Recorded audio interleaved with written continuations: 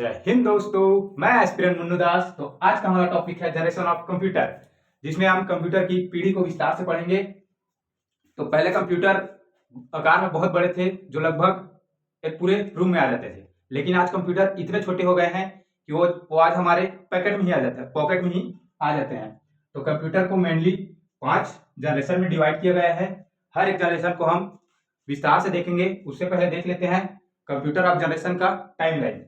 तो first generation का timeline है 1942 से 1955 तक। सेकंड जनरेशन है 1956 से 1964 तक।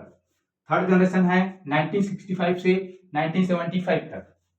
फोर्थ जनरेशन है 1976 से 1990 तक। फिफ्थ जनरेशन है 1990 से अब तक, मतलब प्रेजेंट टाइम तक। हम एक एक चीज को विस्तार से देखेंगे।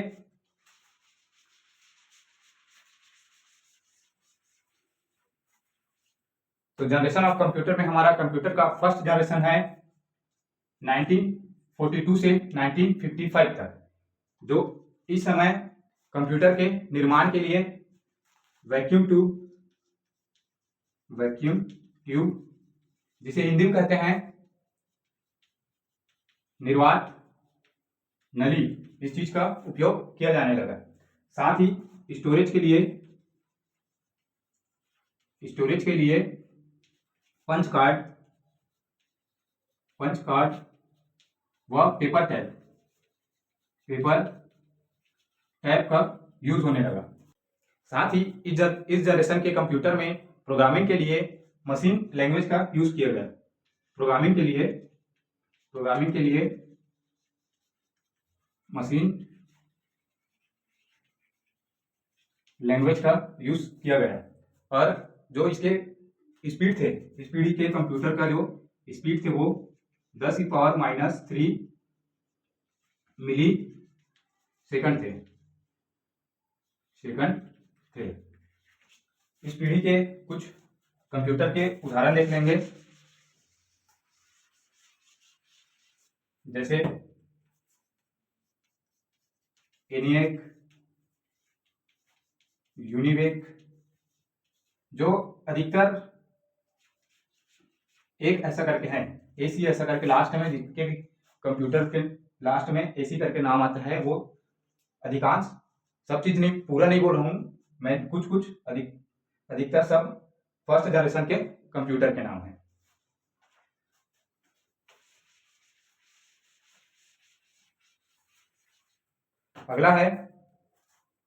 अगला सेकंड जनरेशन, जो कहां से कहां तक चलेगा, 1956 से 1964 तक। इस जनरेशन के कंप्यूटर में जो निर्वात वैक्यूम ट्यूब था, उसके जगह ट्रांजिस्टर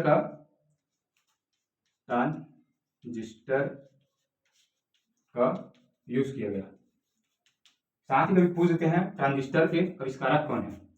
तो ट्रांजिस्टर का आविष्कार 1947 में जो बेल लेबोरेटरीज के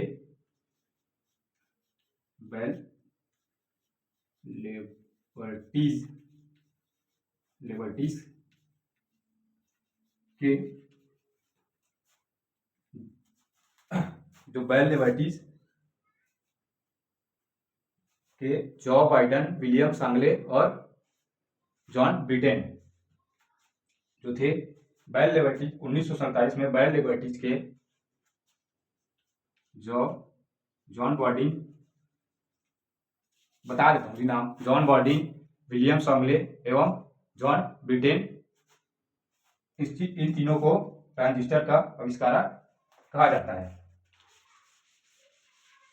साथ ही इसमें प्रोग्रामिंग भाषा के लिए मशीनी भाषा की जगह असेंबली भाषा का यूज किया गया, जो कि मशीनी भाषा के अपेक्षाकृत प्रोग्रामिंग करने के लिए आसान होते थे। और जो इसकी स्पीड के बारे में अगर बात करें, तो इसका स्पीड 10⁻⁻6 माइक्रोसेकंड था।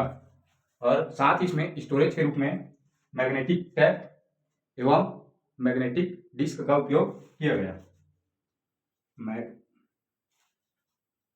मैग्नेटिक टैप का यूज किया गया। अगर अगला देखेंगे,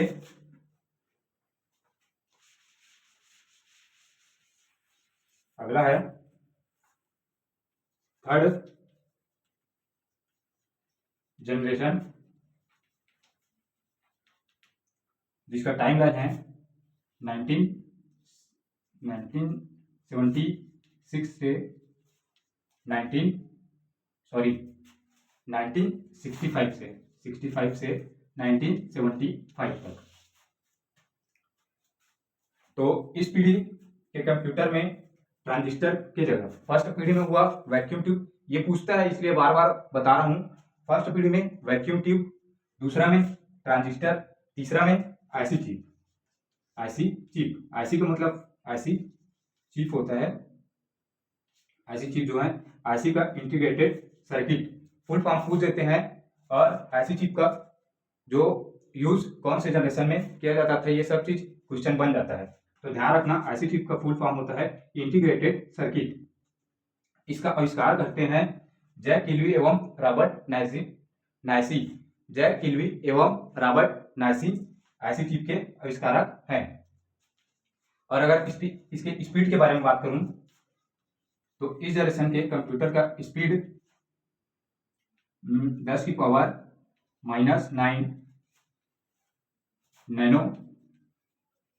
नैनो सेकंड था।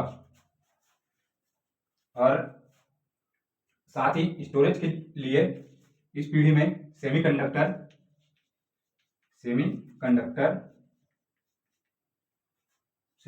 का यूज किया गया। अगला देखेंगे फिफ्थ जनरेशन, अच्छा सॉरी, अगला जनरेशन है फोर्थ जनरेशन।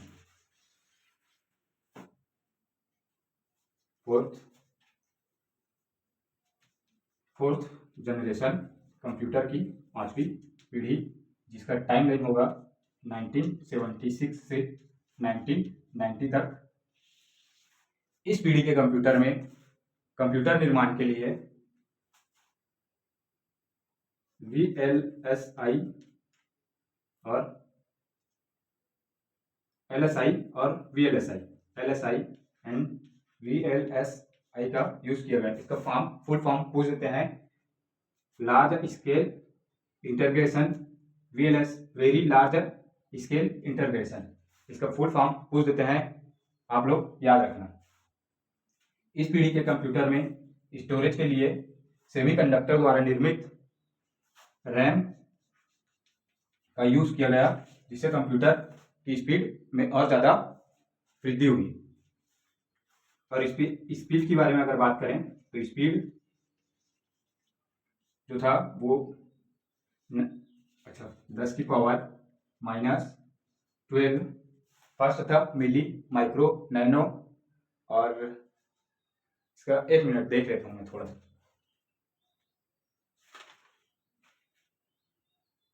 अच्छा, ये जो था 10⁻⁻12 पिको सेकंड था, पिको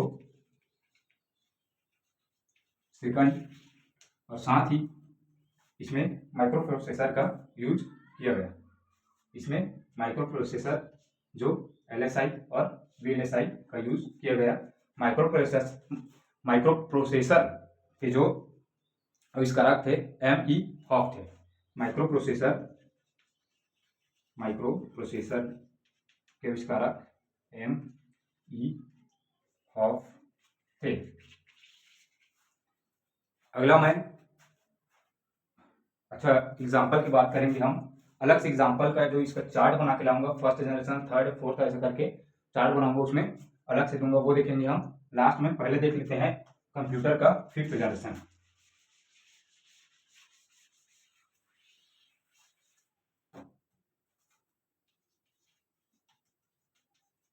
फिफ्थ जनरेशन जो चलता है 1990 से अब तक।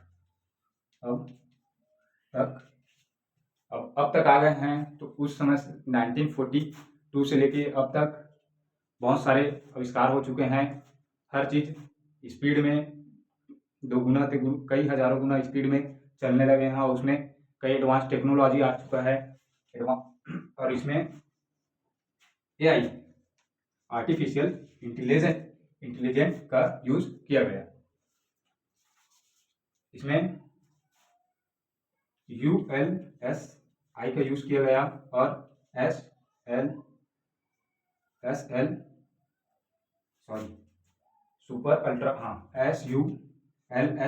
का यूज़ किया गया। फुल फॉर्म है ultra large scale integration, super ultra large scale integration का यूज़ किया गया।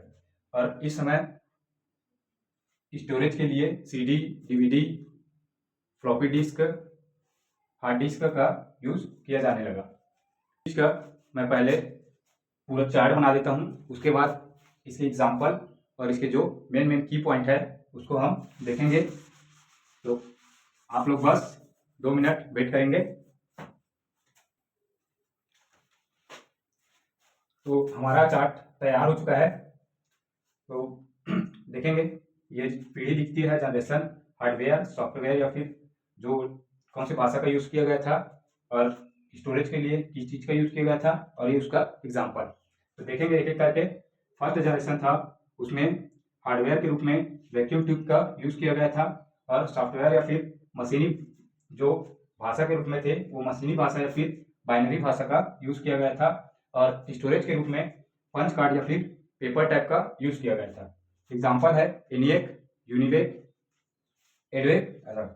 अब सेकंड जनरेशन है, थर्ड जनरेशन में ट्रांजिस्टर का यूज किया गया, और भाषा के रूप में प्रोग्रामिंग भाषा के रूप में असेंबली भाषा का यूज किया गया, और स्टोरेज के रूप में मैग्नेटिक टैप का यूज किया गया।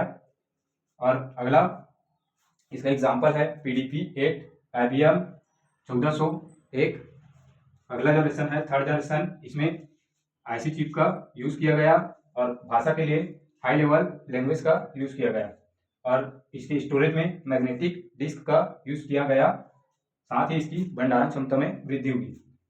अब उदाहरण में है 360, IBM 360, PDP-11। अगला जनरेशन है, अगला है फोर्थ जनरेशन, जिसमें हार्डवेयर के रूप में VLSI का यूज किया गया। VLSI का फुल फॉर्म बता दिया हूँ, वेरी लार्ज स्केल इंटीग्रेशन। भाषा के रूप में C++ का यूज किया गया, और यूनिक्स भाषा जैसे का यूज किया गया। स्टोरेज के रूप में सेमीकंडक्टर का यूज किया गया। एग्जांपल है IBM PC, एप्पल PC। हमारा लास्ट है फिफ्थ जनरेशन, इसमें हार्डवेयर के रूप में ULSI का यूज किया गया, और भाषा के रूप में पैरेलल प्रोसेसिंग, ये सब चीज का ऐसे भाषा का यूज किया गया, और स्टोरेज के रूप में CD, DVD, बहुत सारे ऐसे ब्लू रे डिस्क का बहुत सारे स्टोरेज के लिए यूज किया गया। एग्जांपल है सुपर कंप्यूटर। बहुत सारे जितने आज के जनरेशन के जितने भी कंप्यूटर है वो फिफ्थ जनरेशन का एग्जांपल हो जाएगा। तो इस तरह साथ ही एक मोटिवेशन के कोट के साथ इस क्लास को खत्म करेंगे। कभी लगता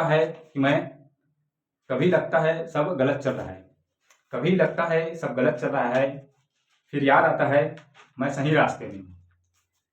फिर भीड़ आगे निकल जाए तो क्या हुआ। फिर से बोलता हूँ, कभी लगता है सब गलत चल रहा है, कभी लगता है सब गलत चल रहा है, फिर याद आता है मैं सही रास्ते में हूँ। भीड़ आगे निकल जाए तो क्या हुआ, भीड़ आगे निकल जाए तो क्या हुआ, मुझे मेरे रफ्तार पर भरोसा है। ये वक्त इम्तिहान ले रहा है, ये वक्त इम्तिहान ले रहा है, और मैं चुपचाप इसका जवाब तैयार कर रहा हूँ, और मैं चुपचाप इसका जवाब तैयार कर रहा हूँ। इसी के साथ आज की इस क्लास को यहीं पे रोकते हैं, और मिलेंगे अगले क्लास में टाइप ऑफ कंप्यूटर के साथ। जय हिंद।